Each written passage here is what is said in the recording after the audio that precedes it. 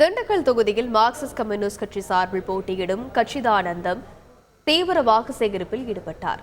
தனது தொகுதிக்கு உட்பட்ட பல்வேறு பகுதிகளில் தொடர் வாக்கு சேகரிப்பில் ஈடுபட்டு வரும் சச்சிதானந்தம் கொடைக்கானலில் வாக்கு சேகரித்தார். அவருடன் இணைந்து பழனி எம்எல்ஏ செந்தில்குமாரும் பரப்புரை மேற்கொண்டார்.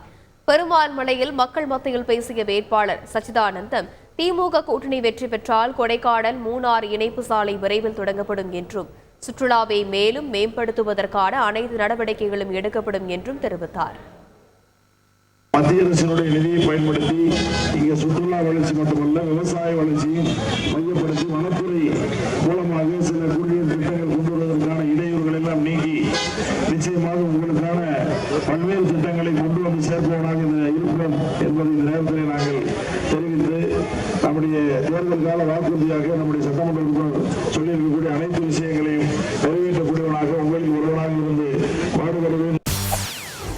செய்திகளை உடனுக்குடன் தெரிந்து கொள்ள உடனே சப்ஸ்கிரைப் பண்ணுங்க.